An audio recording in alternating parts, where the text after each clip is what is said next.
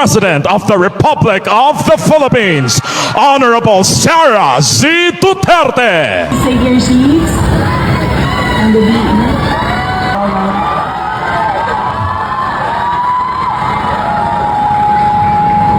Mga kababayan, the Kadayawan Festival is more than a colorful celebration of culture, harvest, and gratitude.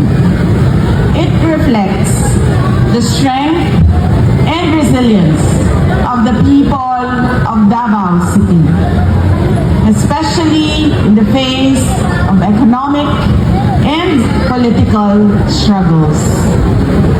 Karong panahon na, daghan ang naglisod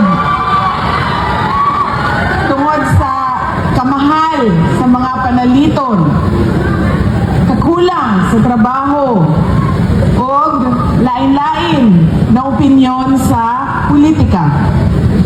Apan, ang Kadayawan, nagtudlo ka nato nga mas importante ang pagtinabangay, pagrespeto sa usa't-usa, o pagpasalamat sa mga grasya nga atong nadawat gikan sa Ginoo. The festival also supports the local economy by promoting tourism. Kaganina, pagsulod nako, daghan ang mga nagsulti nga dili sila taga Davao. Dunay gikan og Zamboanga, dunay gikan og Jose Abad Santos, ug lain-lain pang lugar sa atoang mga silingan dinhi sa Mindanao. Mahal ko kayo. Daghan kayong salamat sa inyong padayon nga pagsali ug suporta kanako. Dako kayong mabutang.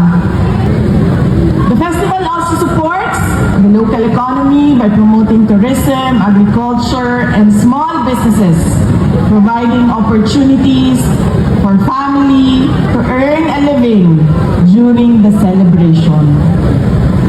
Beyond the festivities, Kadayawan reminds us that true prosperity comes from preserving our culture, supporting one another, and striving for a society that is fair, peaceful, and inclusive.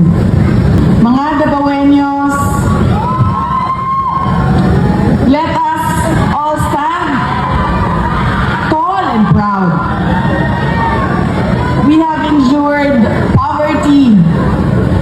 Ngano naman mo din sa kiling? Ngano wala man mo dito sa atubangan? Davaoeños, let us stand tall and proud. We have endured poverty, terrorism, insurgency, and even a global pandemic. Through every challenge, we have remained united and hopeful. We are one. These struggles did not define us. They made us stronger. We will continue to rise, support one another, and move forward with courage, wisdom, and faith. We will remain unbowed.